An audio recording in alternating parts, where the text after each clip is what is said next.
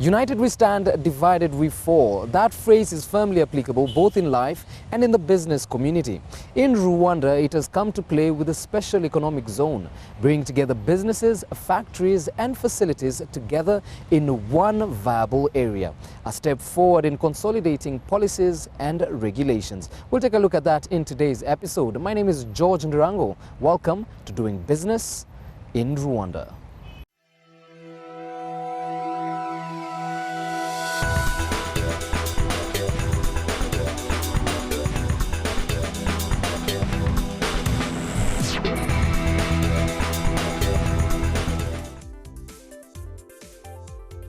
Following the merger of the Kigali Free Trade Zone and Kigali Industrial Park projects, the idea of the special economic zones in Rwanda came about. This saw conversations steered towards incentives, quality infrastructure, and streamlined business regulations to investors.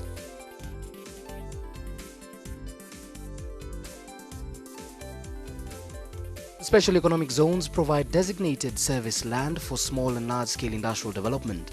Currently, the users in the first phase are 54, with 89 plots and 7 for the second phase. So the special economic zone is, the first phase is finished. This is 100 hectares. It's completely finished. It means all the amenities are there and the users are always there. Users are investors. They are already there. So we are now developing the second phase, which is around 80 to 90% finished, meaning all the infrastructures are there. We're still connecting power and water. Tarmac is almost done. So you feel free to go there and visit.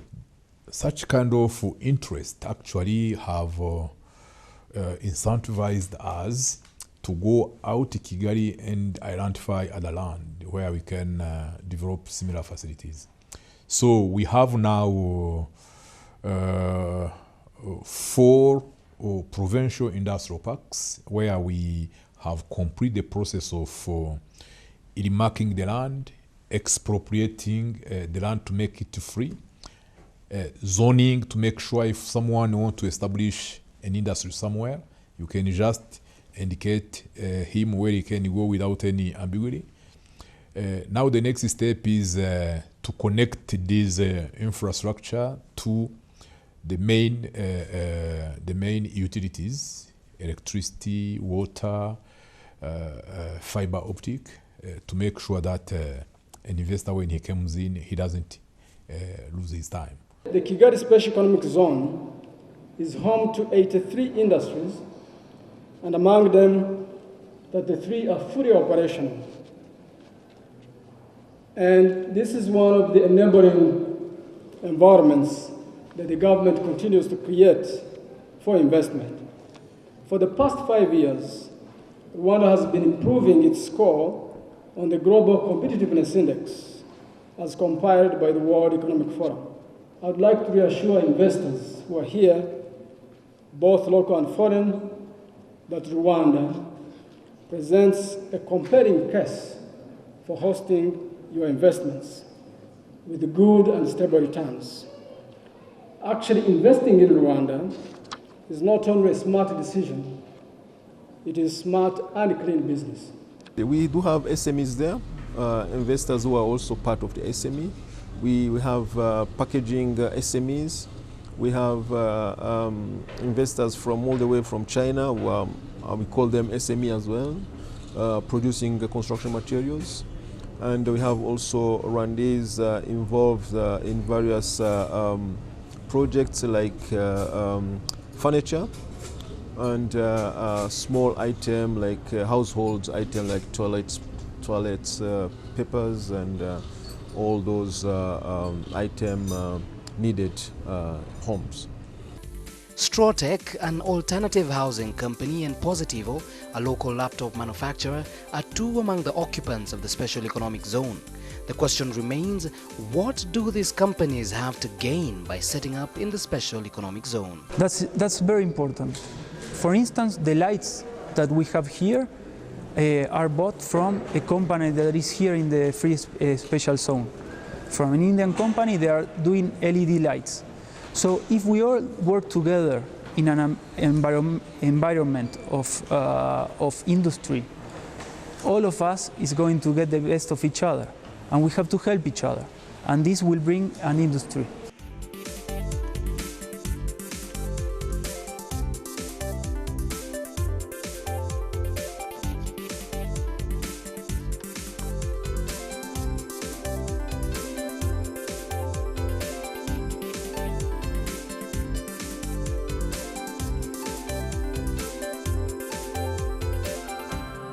The development of this industrial park is very costly. It's very costly when you want, for example, to do in partnership with a private investor who has to go to look for money in a financial institutions and who is looking to get a return on his investment in a short period of time. So this make the cost of plots very expensive, and it became not attractive for the investment, for the investors. That's the reason why out of Kigali we are looking for a different model where either the government will develop but recover the cost on a long period of time to avoid the situation where the financial burden for the investor in the zone is heavy. Or if we can find a private partner who is ready to fit in such kind of framework, looking for longer term, recover the investment but on a longer term period of time, we can also partner with him and sign a concession agreement to operate these industrial parks. That's the vision.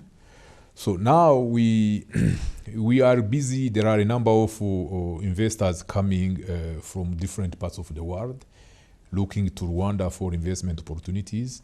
We have been discussing this policy, and people seem to be interested. Even if they don't take a decision today, maybe tomorrow, in 1 year, 2 years, we will see more and more investors coming to take advantage of these facilities.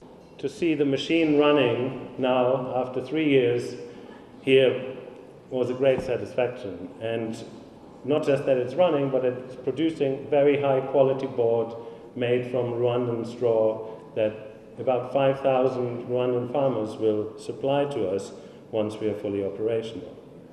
So this is the start, and we are very excited that we can now get on with our business and we can achieve our objectives.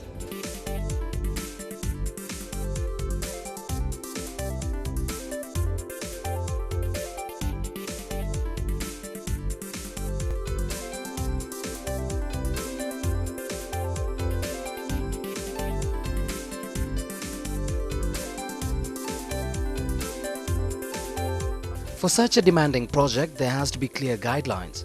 The Special Economic Zones Regulatory Authority of Rwanda, SEZs, is therefore empowered to set up in each zone to provide the developer, operator, zone user and zone residents a streamlined procedures from all relevant and concerned governmental bodies. If you export 50% of your production, you also get an incentive of 15% corporate income tax, as opposed to the 30%, and that is as per our new investment code. We have a strategy that the Ministry of Trade has prepared and has also submitted for approval on what we call import substitution. But by import substitution, we also need to reverse. Rather than being an import country, we would like to be also exporting some of the local solutions that are provided by the private sector. The main purpose of investing public money in developing industrial zone is that wherever you go in development countries to attract investment in manufacturing, the first thing we have to do is to address quickly the issue of facilitating access to service land to investments in manufacturing. When someone wants to take a decision to establish a manufacturing in a country, if he has to spend 1.5 years to look for land and to negotiate with the utilities company to connect the land to the water, electricity, you understand how does it mean in terms of investment decision. If we can get such facilities in another country, he will not hesitate to go where he is facilitated. Since Strawtech and Positivo set up in the Special Economic Zone, there has been a ripple effect on production and production time. Well, right now we have produced around more than 8,000 units. We started last July, actually the 14th of July this year. We have a very nice device that you experience. So we are very happy that we are delivering everything that we set. At the moment, Positivo BGH produces laptops at an average of 440 units per day. Quite a large number for a starting company. And in the near future, they should diversify their portfolio to include items such as handsets and tablets into their product line. And now, very soon, we'll also be able to switch a mobile handset between brands such as this that we've relied on for so long. We'll soon see Positivo enter the market as a very prominent competitor. The Special Economic Zone continues to be developed step by step, with infrastructure in Phase 1 in its final touches and those in Phase 2 ongoing. A large percentage of unoccupied plots of land have already been booked by potential investors. Rwanda continuing to make strides in intra-country policies and regulation. That's all from this week's episode. Give us your feedback or insight. Email us at dbir@abn360.com or tweet us at dbirwanda. On behalf of the entire Doing Business in Rwanda team, thank you for watching. Keep it CNBC Africa, first in business worldwide.